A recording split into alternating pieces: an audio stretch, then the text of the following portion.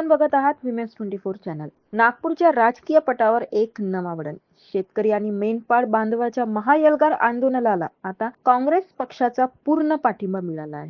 28 ऑक्टोबरला नागपूर येथे होणाऱ्या या भव्य आंदोलनाला या पाठिंब्यामुळे मोठं बळ मिळालंय। शेतकऱ्यांच्या हक्कासाठी लढणारे हे आंदोलन आता आणखी ताकदवान झालंय। माजी मंत्री आणि प्रहार संघटनेचे नेते बच्चू कडू यांनी काँग्रेस प्रदेशाध्यक्ष हर्षवर्धन सपकाळ यांच्याशी दूरध्वनीवरून संवाद साधला। या संवादात बच्चू कडू यांनी आंदोलनाला दिलेल्या पाठिंब्याबद्दल त्यांचं मनापासून आभार मानले। बच्चू कडू म्हणाले, हा पाठिंबा शेतकरी मेंढपाळांच्या लढ्याला नवं जीवन देणार। आम्ही एकत्रितपणे सरकारला दाबू। या आंदोलनात कर्जमाफी, हमीभाव आणि इतर मागण्यासाठी लाखो कार्यकर्ते उतरणार आहे। काँग्रेसचा हा निर्णय अमरावती नागपूर पट्ट्यातील राजकारणाला नवं रूप देणार। हे आंदोलन काय घडवणार आहे याकडे आता सगळ्यांचं लक्ष आहे।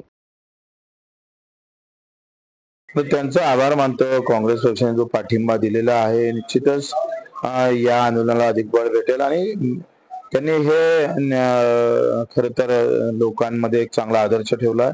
तर आम्ही शेतकरी म्हणून कसं समोर जाता येईल, मी कुठल्याही पार्टीचा असू दे, कुठल्याही जातीचा असू दे, मी शेतकरी म्हणून लढलो पाहिजे, या भूमिका फार महत्वाची आहे। कारण आज जो अडचणीत आहे तो काही अधिकारी आणि पदाधिकारी अडचणीत नाही किंवा आमदार खासदार अडचणीत नाही, तर शेतकरी अडचणीत आलेला आहे।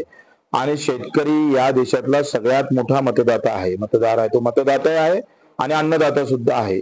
आणि म्हणून त्यांच्या दिलेल्या पाठिंब्याचं निश्चितच मी आभार मानतो। सगळ्याच पक्षांनी हा निर्णय घ्यावा आणि प्रत्यक्षात आंदोलनात उतरलं पाहिजे अशा अपेक्षा त्यांच्याकडून करतोय। मला वाटतं आज काँग्रेसचा पाठिंबा देत असताना भाजपच्या कार्यकर्त्यांनी शेतकरी म्हणून समोर यायला काय हरकत आहे। आमच्या भूमिकाच ते आहे का बाप मेला, जसं आता सध्याचे वातावरण आहे, बाप मेला तरी 72 पण नेता जिवंत राहिला पाहिजे, ह्या भूमिका आता कार्यकर्त्याला बदलावं लागेल।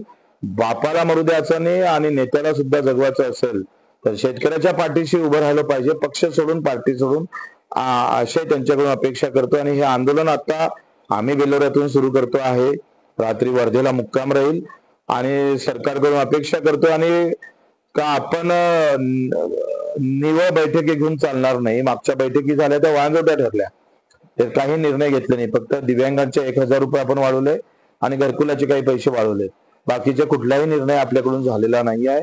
समिती गठीत केली पण तिचं काय झालं ते आपण सांगू शकले नाही। त्याच्यामुळे बैठकी घेऊन जर निर्णय होत नसेल तर त्या बैठकीला अर्थ उरणार नाही। आणि मुख्यमंत्र्यांकडून अपेक्षा करतो का तुम्ही यांचा आशीर्वाद घ्या, बददुवा घेऊ नका।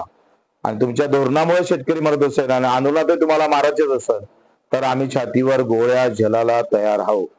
आता आंदोलन कर्जमुक्तीशिवाय, हमीभावाशिवाय, मेंढपाळांच्या प्रश्नाशिवाय, मच्छीमार आणि दिव्यांगाशिवाय आम्ही मागं हटणार नाही। बावनकुळे यांनी आपल्याला एक निरोप पाठवला होता, काय सांगाल? आता त्यांनी निरोप पाठवलेला आहे। आज संध्याकाळी 8 ते 9 वाजता कार्यकर्त्यांसोबत बैठक घेऊन निर्णय घेऊ। अशा घडामोडीसाठी बघत रहा विमेन्स 24 चॅनल।